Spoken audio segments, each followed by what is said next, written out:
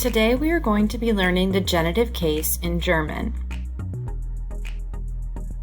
As a quick review, do you remember the three cases that you already know? And when do we use each of those cases? The first case you would have learned in German 1 is the nominative case, and it is used when we're dealing with the subject of the sentence. The second case is the accusative case. It's used in two situations.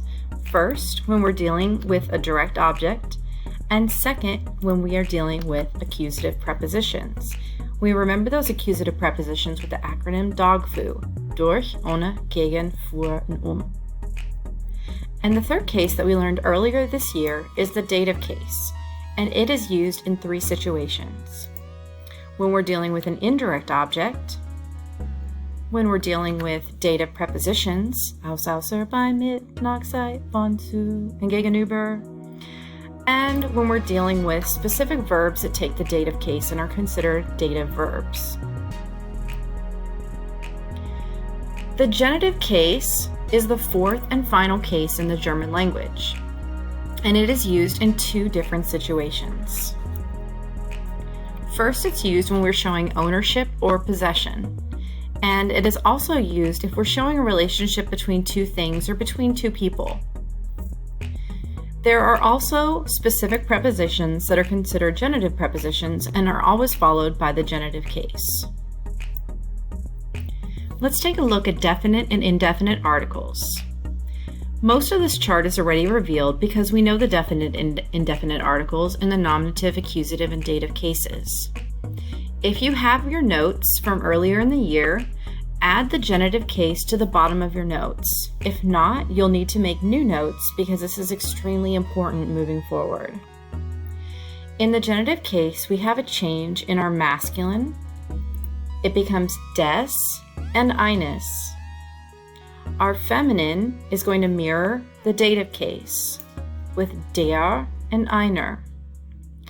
The neuter is going to be des and eines, and our plural is going to be the same as our feminine, der, but minor because we can't have an ein word in the plural. The next piece that you will need are the genitive possessive pronouns. I recommend that you pause the video at this time and take notes on the masculine and neuter, feminine and plural forms. You'll notice that masculine and neuter do the same thing, so you could make one column, label masculine and neuter, and the feminine and plural do the same thing, so you can make a column that says feminine and plural. In the genitive case, there is an extra step required for nouns in the masculine and neuter. Those are our der and das words. Words with one syllable get an es added to the end of the word. As an example, zum Beispiel, der Hund, one syllable, Hund, becomes des Hundes. Das Buch, again one syllable, Buch, becomes des Buches. Words that have two or more syllables get an s added to the end of the word.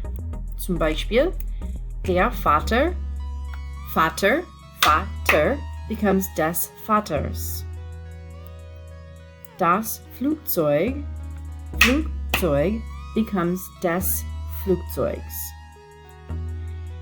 I'm going to take you over to our recommended website, www.leo.org, to show you how you can find these if you're ever uncertain about the es and s rule.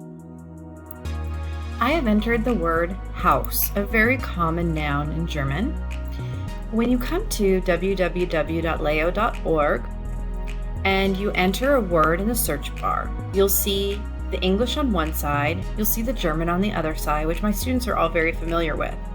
If you click on the table, it will open this up and you can see the genitive case listed here.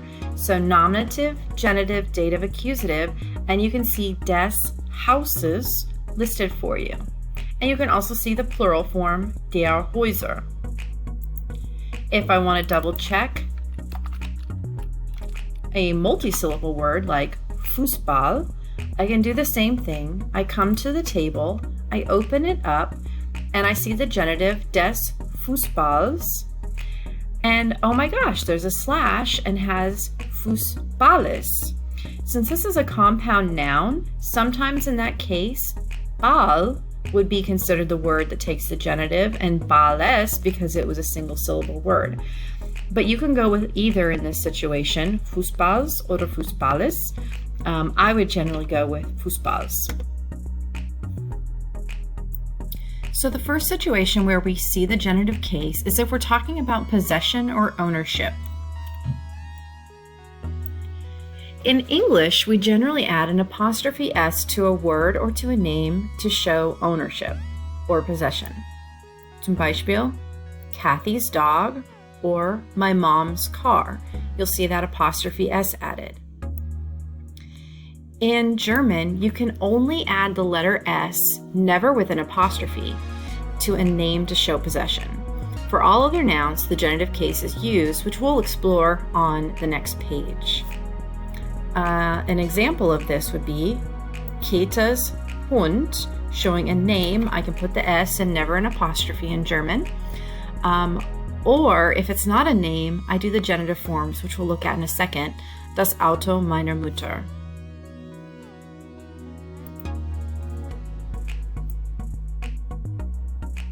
To express possession or ownership in German, first the object is expressed and then the owner is expressed. There's an implied of between the two nouns instead of the possessive S used in English.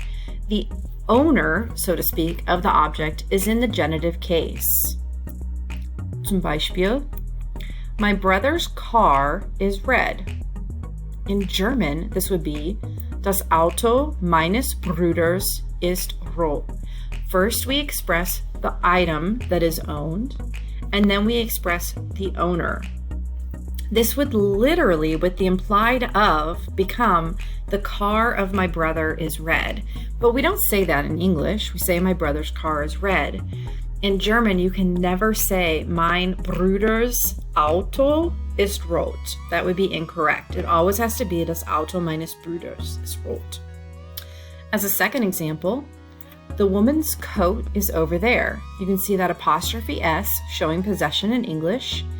And in German, this would be der Mantel der Frau ist da drüben, which would literally be the coat of the woman is over there with that implied of. Again, we don't say it that way in English, but that is how you're going to have to think about it in German to get the proper word order down. The genitive case is also used to show relationships between people. I like to switch this over to relationships instead of possession or ownership because it would sound kind of weird to say you own someone. As an example, my mom's friend is nice. We can see that possession or relationship shown with the apostrophe S in the English sentence. And in German, we need to flip this around to be der Freund meiner Mutter ist nett. Literally, the friend of my mom is nice, but we would usually say my mom's friend, not the friend of my mom. In German, it's always going to be the friend with the implied of my mom. As a second example, my dad's uncle is very old. We're going to switch those two things around in German. Der Onkel meines Vaters ist sehr alt. Again, literally, the uncle of my dad is very old.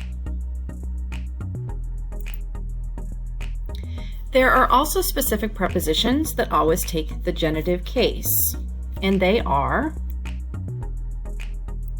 während, meaning during, anstatt, instead of, wegen, because of. Are you starting to wonder about that picture next to us here? Innerhalb, inside of, trotz, in spite of, außerhalb, outside of, and statt, instead of. A way that I've come up with to remember these is using the first letter of each word. We come up with the phrase, we are waiting inside the alien spaceship.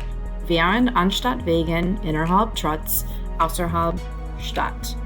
You'll notice that all of them except während have this of in there. So that implied of in the previous examples and the of with the prepositions is very important to the genitive case.